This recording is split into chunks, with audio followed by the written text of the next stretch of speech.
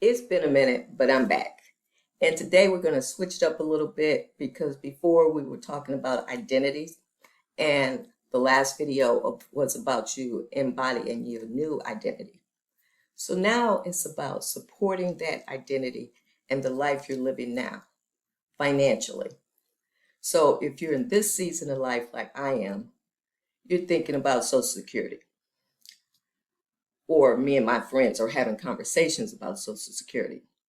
So a lot of times I think this question about when to take benefits, 62, 65, 67, 70, isn't so much about the financial decision as it is the questions that we are asking ourselves. Am I ready to retire? What am I going to do when I retire? Can Social Security actually support me when I retire? How much savings am I going to need? Who am I without my job? I've been doing it for so long. What do I do if I don't go to work? Then on the flip side, what am I waiting for? I've saved for this. I've thought about this. I've planned it. So that's what we're going to talk about today. If you're new to the channel, I'm Sherry Lou. And here I talk about living life on where you are now, making your choices, your decisions, everything from the version of this version of yourself. That's what you're taking into consideration. Planning for the future version, but living in this moment. So my video and my take on when you take Social Security is not so much of a financial decision. It's more about what is it that you want from this season of your life. And you need to start asking yourself a different question. Not so much when should I take the benefits, but what do I actually want those benefits to support? What life, what expenses am I looking for that money to cover? Because money is just the tool, it's just the resource. So it's not so much about A minus B equals C. So 67 benefits minus 62 benefits, and you think you're leaving money on the table. So let's just step back from the money decision at first and figure out what is it that you actually want from this season of your life. That's the first question, in my opinion. And then you address whether or not 62, 65, 67, whatever age you decide works for you. Because when you talk about finances, it's not a cookie cutter decision. It's an individual decision. It's unique to you. So even when I go over my situation, that's what worked for me. I based it on my lifestyle, my expenses, and you have to do the same. Yes, there's statistics out there that say, oh, delay the benefits. There are other studies that say take them now. But all of that is just food for thought. Ultimately, you have to decide what works for you in this season of your life. How much have you done to prepare for that? And what do you actually need financially? Because most of us, yes, we know how much money is coming in now. We know you can go to Social Security and figure out what your benefits are going to be whenever you decide to take them. But have you taken the next step, which to me is the first step of what do you need? Have you actually looked at the expenses from this season of your life? Because even your current expenses, they're based on you going to work. Maybe you have a cleaning bill, you have a commute, so you have gas, you have parking, you have all the things that come with going to an office if you're not working from home. And even working from home, when I work from home, you still have some overhead. You know, I had basically office supplies and the internet, but I still had some expenses that I wouldn't have if I left corporate America. So we're going to walk through that at the end of the video. So keep watching. But those are the things you need to consider. You need to look at your expenses now, what they are now. And if you were to leave corporate America, would some of those expenses be lowered or would they be eliminated altogether? But on the flip side of that, in retirement, some expenses may go up because you may want to travel more. You may want to do things that you weren't actually doing when you were working. So there is a kind of rebalance of the expenses. But most importantly, I want you to keep in mind that this is your life and your decision. Even when I'm speaking to my friends about this, because we're all at at the same age, and this is a topic that we're discussing, I may see it one way, another person may see it differently because our lifestyle is different and our expenses are different.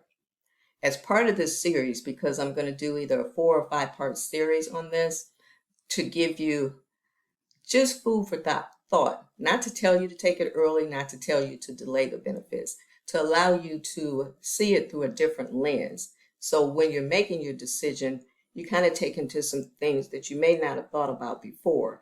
And then I'm going to tell my story, and I have 2 other guests coming separately to tell what went into their decision-making process and what is going into their decision-making process. And you know my tagline, changing lives one story at a time. So each story is going to be different, and each of us looked at different things when we're making that decision. And then you'll have to look at the things that impact your life when you're making your decision. So today I'm not looking to provide you an answer to this question of when do I take my benefits. I'm looking at giving you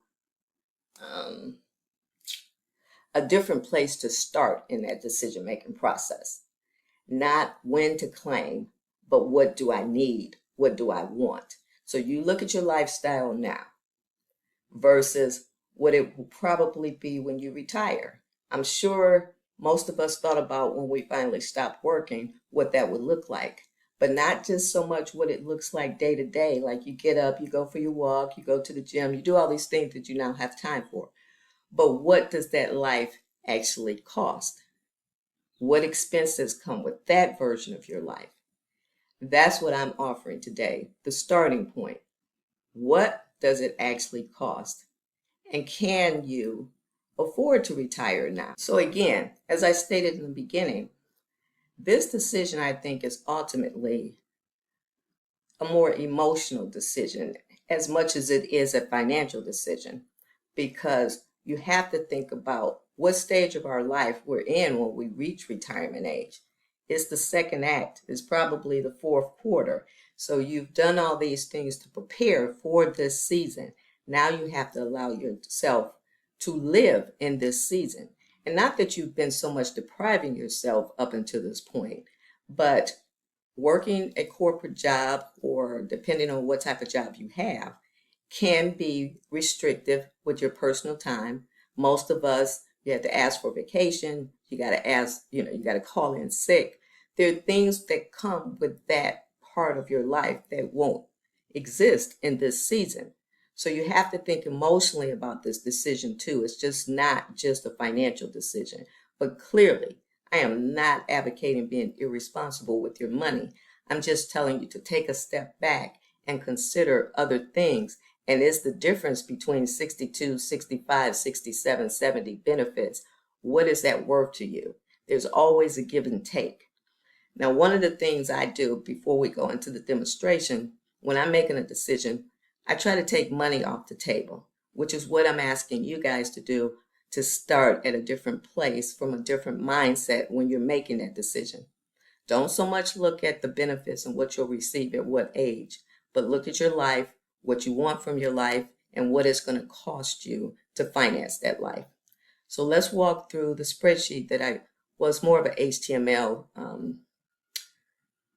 looks like a web page. So let's move on to the demonstration of the retirement design tool. And I'm not going to use real numbers, but I will try to make them realistic numbers. Because like I said, your expenses and your lifestyle is unique to you. So you'll have to determine if the tool is something that will be beneficial to you in your decision-making process. Because I just think that you need to evaluate your life and the lifestyle that you're planning on living in retirement. And then that may help you make a more informed decision about 62, 65, 67, 70. Everybody's take on it is different, and there are a lot of videos floating around what you should do, but you have to decide what you should do. Okay, so my bad. This is a spreadsheet, but I had made something else that I'd converted to an HTML. But anyway, in this instance, you have 4 tabs. You have the instructions that just go over what you should do, obviously, and you have your spending tracker. So I've pre-filled some of this just for time's sake. So I'm just going to add, and I know you would have more expenses to this. Car payment, let's just say it's $450. And I don't know about the streaming costs because I don't pay for those. So car insurance, let's just say about $235 a month. So all of these will transfer over to the next tab, which is your current expenses. So scroll up. And what it does, it allows you to say, okay, but going forward, I might reduce these. So I'm going to reduce them for illustrative purposes. Now, your rent probably wouldn't change unless you decided in retirement or right now you were going to move and downsize, even before retirement in preparation for retirement. Maybe your groceries go down to 3. Your electric bill, you cut down to 85. Your gas, you're anticipating this is gas for your house. So let's just say that's $150. Your internet, you're able to get some type of discount. We'll put this down to 65. So in this column is calculating potentially how much you can save. You do away with Hulu and you keep Prime, because who can live without Prime? I can. Netflix, you're able to reduce it to the commercial version. So the car payments you can't do anything with. Maybe you can renegotiate your insurance to, we'll say, $200. So now potentially if you scroll down, if you were able to do all those things, you would save $229 per month, which would allow you to either put that in your savings. You could do something else with it. So that's just to illustrate, if you looked at your expenses, maybe some things you're spending on, you weren't aware that you're spending that much. So you can try to reduce in anticipation of retirement. But you don't have to, because not everyone wants to live a frugal lifestyle, but sometimes we're paying for things we don't know that we're still paying for. So now in the fourth tab, everything's going to move over, but it's going to transfer over before the reduction to your actual expenses. So since your actual expenses have transferred over, you do have the option to enter your retirement target, because some of these expenses could possibly change in retirement. You're around the house more, so maybe your groceries go up. It could be offset by now you're not buying lunch while you're at work, because this is a limited sampling of expenses. So take into account what your actual expenses are. So we're going to say you're around the house more, your electric goes up, your gas bill goes up, everything else remains the same. And then it calculates that difference. So as you scroll down, it'll total it at the bottom. But now you have another section where you can enter expenses that you don't currently have, but you anticipate having in retirement. You think you're going to want to travel more than you did before, so you start saving $500 a month. You're getting ambitious. You're going to start going to the gym. I have no idea what gym memberships cost, but we'll say they're $150. So when you go down, your expenses in retirement have actually increased. Now, statistically, they go down. But for illustrative purposes, I want you to use this as your starting point. The life you are desiring in retirement, can you fund that? And that may help you decide at what age you take your benefits, factoring in savings and all the other things too. So as you go down, it asks you, keep moving my face around, but it asks you your age. So you put your age in, the expenses carry down. I'm going to say your benefits are $2,200. That's on the low side, so this is assuming 62, obviously. And then you have a $1,000 pension coming in. Your income's only $3,200. You got a gap of $1,600 you got to cover. You've saved a little, $50,000. That's going to cover you to 65, 2.5 years. Let's say you didn't save as much. You only got $25,000. Now you're looking at maybe a year or so. But if you were very consistent about saving throughout the years, let's just say you saved $500,000. Based on this, it could last you potentially to age 87. So all of this, as I keep repeating, is unique to you. How much you've planned for this, how much you anticipate coming in, if you have a pension, you don't have a pension. Is your lifestyle going to increase in retirement, or are you going to pull back and your expenses are actually going to be lower? So that's pretty much it. If you take the tool in consideration and the things that you are doing now that you don't think will carry over to retirement, or things that you think you may start, expenses you think you may start incurring during retirement, it just helps you move to the next phase, the next question of when should I take my benefits? When should I claim? 62, 65, 67, 70. When should I claim? Because now you have a realistic illustration of what your expenses will be for the life that you're desiring. So that's the first step versus just jumping right into when should you claim, is taking into account what life are you trying to fund? What life are you trying to live? And then move to the next phase.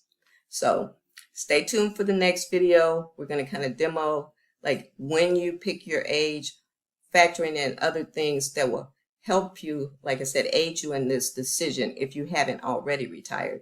And also take into consideration that just because you have locked into retirement, do you have other options? So I'll see you in the next video. Have a good one.